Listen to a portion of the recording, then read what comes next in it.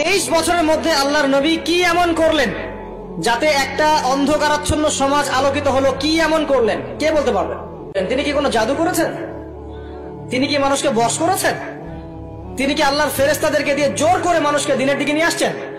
তিনি কি মানুষের গলায় ছুরি ধরে ইসলাম কবুল করিয়েছেন? এই কোন কাজে আমাদের নবী মুহাম্মদ সাল্লাল্লাহু আলাইহি ওয়াসাল্লাম করেন নাই, করেছেন? আল্লাহর নবী সাল্লাল্লাহু আলাইহি ওয়াসাল্লাম মাত্র 23 বছরে আইয়ামে জাহিলিয়াতকে সরিয়ে দিয়েছেন কি দেন নাই? আইয়ামে জাহিলিয়াতের শিরক, ওখানকার আপনার সুদ, ওখানকার আপনার জেনা, ওখানকার মাদক, ওখানকার গোত্রীয় হানাহানি 23 বছরের মধ্যে পরিবর্তন হয়েছে কিনা? যখন মক্কা বিজয় হয়েছে তখন কি ওই মক্কার মধ্যে কোনো শিরক ছিল? কোনো মূর্তি পূজা ছিল? কোনো সুদ ছিল?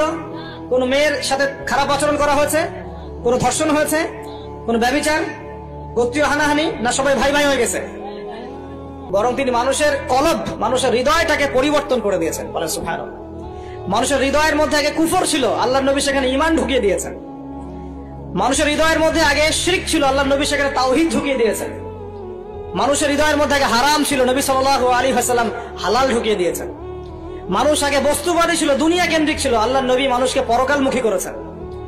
মানুষ আগে আল্লাহকে চিনতো না, আল্লাহর নবী মানুষকে আল্লাহকে চিনিয়েছেন। মানুষের কবর, হাসর, জান্নাত, জাহান্নাম নিয়ে এত চিন্তা ছিল না, আল্লাহর নবী তাদেরকে পরকালীন জীবন সম্পর্কে সচেতন করেছেন। করেন নাই? কিভাবে করেছেন? উত্তর, নবী সাল্লাল্লাহু আলাইহি ওয়াসাল্লাম দুইটা উৎস দিয়ে করেছেন। কয়টা উৎস ভাই?